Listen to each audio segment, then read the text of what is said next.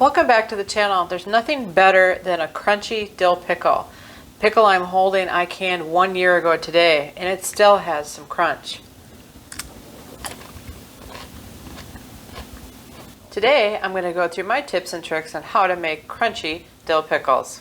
I've been harvesting my pickling cucumbers. This variety is called National Pickling. And I think I've got enough finally for my first jar. You can see this is about the size of my thumb. This is the size that I like to harvest. I'm going to cut it with a scissor right here. And you want to leave a little bit of that stem on there because that's one of the secrets to making sure you have crisp pickles. So they stay a little bit crunchy or a little bit firm and they don't get mushy on you. Don't have enough hands, but this is where I'm going to cut it.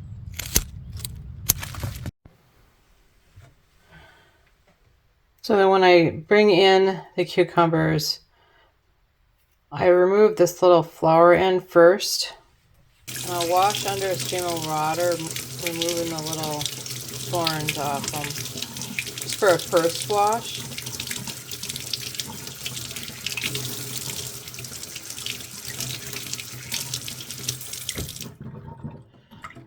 So this is just a first rinse. Then I'll save them in the refrigerator in water until I have enough to do a quart of pickles. So this is how I am doing it. And I just store them in water in the refrigerator. And this again is another trick to make sure that you have crisp cucumbers when you can. And it will stay crisp for as long as they're in the jar. I have them a year later and they're still crunchy, which is really nice. But this is how I do it. These are my tricks. The things that we're going to need are our canning supplies. I use a magnetic lid picker, a funnel, and a jar grabber for when it's hot.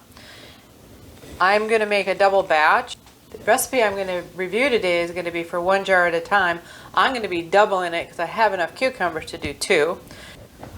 So to help sterilize the jars, I simply run them through the dishwasher, and my water temperature is like at max. So they're very hot when they come out. Fresh cucumbers, fresh dill. I use a whole head of dill per jar. I like dill. I like it to taste like dill. And I like getting them when they're in this flowering stage like this. If they went to seed, I don't think they have as much flavor. See how this one is yellow? Fresh garlic, water, kosher salt or pickling salt, finely ground, white distilled vinegar, 5% acidity. So this is going to be a cold pack method. So the first thing I'm going to do is I'm going to put a clove of garlic in the bottom of each of these. And then I'm going to shove the dill in the jar. And I'll trim off the excess stem. So when I go and pick my dill, I'm looking for insects to make sure I don't have caterpillars on there because I don't want caterpillars in my jar. Make sure you don't have any baby caterpillars on there. In the US, swallowtail butterflies like to lay eggs on the dill, which I'm more than happy to share my dill. I've got a full forest of it out in the garden. So I'll prep it that way. Then what I'm going to do is a cold pack method, which means I'm simply putting uncooked vegetables into the jars. So I like tipping them on the side. Sometimes I like sorting the cucumbers out by size. And if I have misshapen ones like this, I'll set them to the side. And real big ones. I'll try to get as many as I can in here. And I will alternate the cucumbers every other one the best I can to try to get as many in the jar. When I pick cucumbers, this is the size I like. I like the size, it's about the size of a thumb. And I think they're the best eating cucumbers for like a sandwich, for when you have a sandwich, or sometimes just for a snack. My kids used to take pickles and dip them in Miracle Whip when they wanted a snack with something a little bit, when they wanted a sour snack. They really loved them. They always had, when they had a choice, they would have dill pickle potato chips. If you've ever had those, let me know in the comments below. not my thing, but my kids really love them. So you want to kind of take one double look over the cucumbers, and then you want to shove and make sure you're shoving them tight in there. So there's no space left. I got some bigger ones. Put the smaller ones in. So some old timers told me once that when you're packing cucumbers, when you think you can't shove any more, try to shove even more in. So shove more in. The real key to firm, crispy pickles is fresh cucumbers.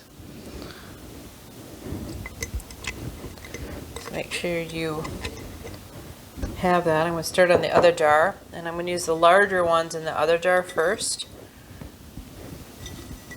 And notice I'm leaving the little tails on there.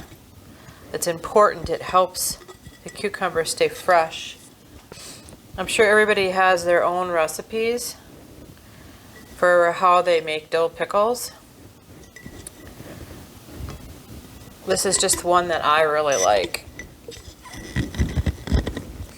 And I'll put the recipe on the screen as well as in the description below. Sometimes if they're not fitting, you may have to rearrange them a little bit, which is fine. Do what you have to get them in there. Start kind of putting them in the side now. Try to see what I can get packed in there. It's like a puzzle, so sometimes you might have to try a couple of different variations to see what works. Again, you want to get as many cucumbers in as you can to make sure that they're tight, they're firm in there, and they don't float up on you. I've got them really tight in there, but I got a little bit of, I got a little tail sticking up, so I'm going to just snip some of this off. I'm not cutting it all the way off, I'm just cutting it off a little bit. And if it falls down in there, it's not a big deal. So this is how we cold pack them. Now we're going to get the brine ready. The recipe is 1.5 cups of water to 1/2 cup of white distilled vinegar to 1.5 tablespoons of pickling salt or fine kosher salt. I'm doubling it, so that's why you can see that this is double. So I have, because I'm doing 2 jars, 3 cups of water. I have 1 cup of vinegar. And I have 3 tablespoons of salt. Now we're going to take this to the stove. We're going to stir it on a high heat until the salt is dissolved. And then we're going to bring it to a boil for 1 minute after that. In the meantime, these jars are prepped and ready to go for the brine when we take it off. In the meantime, I have my hot water bath boiling. I've got a washcloth in there because I'm going to set the jars on top of it. This is a thin pan. I don't have another rack inside of there, so it helps to keep the jars from cracking. On the back burner, I have my lids and rings. And I'm going to bring those to a boil at the same time. Welcome back. I found out I didn't have the mic on for the end part of the video, so I'm reshooting this section. That's why I'm dressed a little different. I look different. Look at the brine finished, and then we'll seal these jars up.